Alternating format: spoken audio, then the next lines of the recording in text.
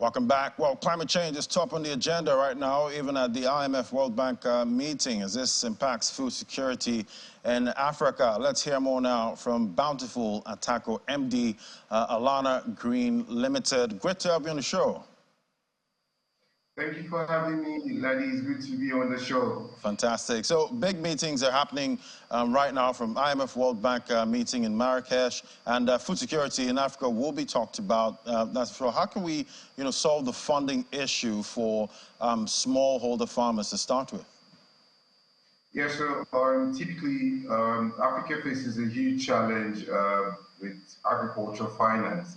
We have an issue for infrastructure.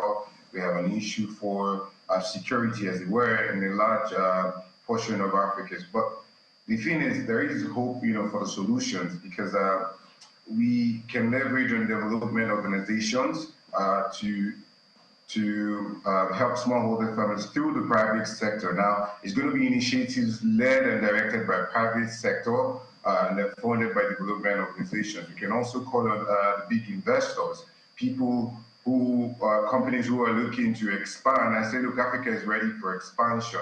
Now, we can do this through a people-centric approach. We have found that there's a pattern to our funding in Africa. We apply a copy and paste model, a model where, because it's been tried globally, we just bring it down and then forget that Africa has its own terrain and its own challenges. I feel strongly that if we can build models that are for our smallholder farmers, because our surrounding or our environment is peculiar, these models will quickly upscale and it can start to sort issues around agriculture.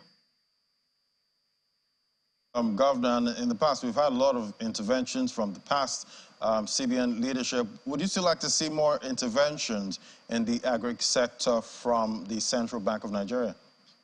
And what kind? Yeah, so the role of the CBN in agriculture cannot be, overemphasized. We cannot downplay their role. The CBN is very important in driving agriculture in the country.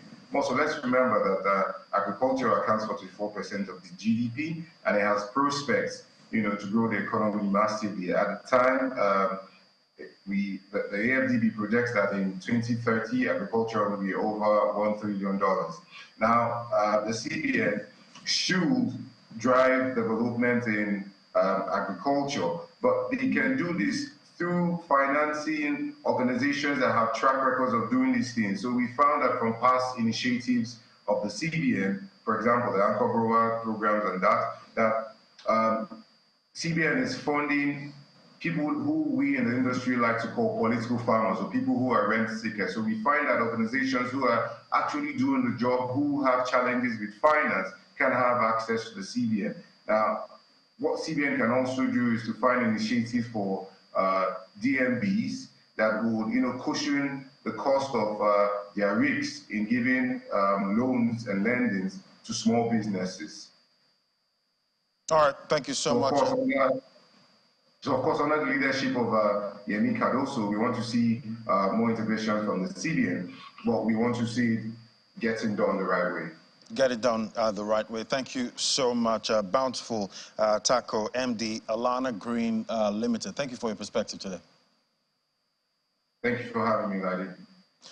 All right, to all the stories in Africa now. We see South Africa is currently dealing with an egg shortage. Grocery retailers have been limiting the number of eggs shoppers can buy due to an ongoing outbreak of avian flu in the country. The high pathogenic avian influenza, a bird flu, spreads rapidly in an infected flock and can cause high death rate. According to South Africa Poultry Association, eggs remain the fourth largest animal product sector in agriculture in South Africa after poultry, meat, beef, and milk. Meanwhile, some farmers say this has impacted them negatively. Take a listen. The avian flu has affected poultry producers in South Africa, especially the areas that are mostly affected by it.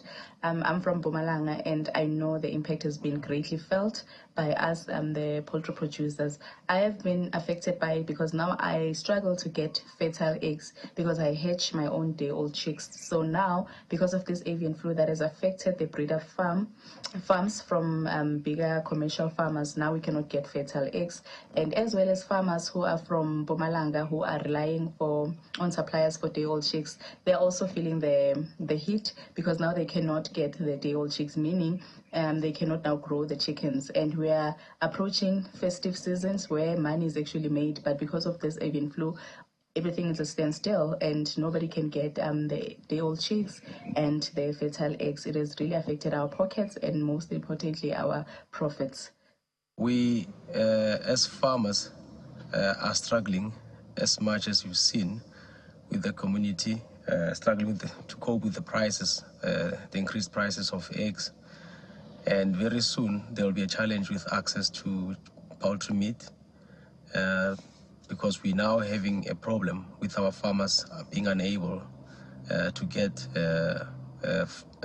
fertilized eggs so that they can grow their chickens, hatch them, and then grow their chickens.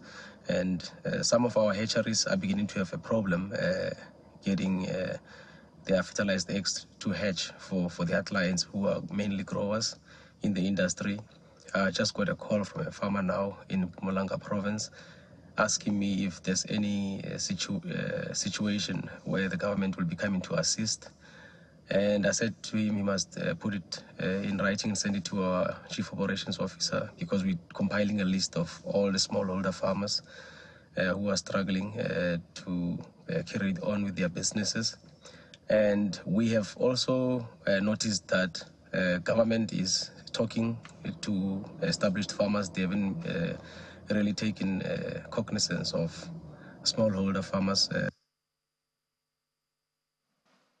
And Kenya's borrowed up to 19.9 billion shillings worth of airtime through the Safaricom Fuliza overdraft program during the 4 months to March this year, pointing to a growing over-reliance on credit facilities amid biting economic times.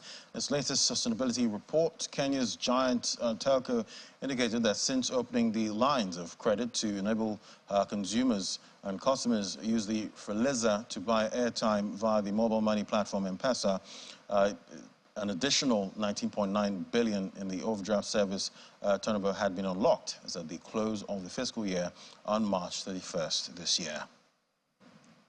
As Zimbabwe has introduced a new gold-backed digital currency as it battles to stop re-dollarization, which President Emmerson Mnangagwa's government fears will spell doom for the country's fragile economy. The country's central bank said the digital tokens, also known as Zimbabwe Gold, ZiG, that are dominated in milligrams, can be used by both individuals and corporates to transact. And that's the show today. Thank you so much for watching. Don't forget to watch again on our YouTube channel. Just flip over to YouTube, search for Channels Television. You can watch our videos or get updates on www.channelstv.com. From me and the team right here in Lagos HQ, it's bye for now.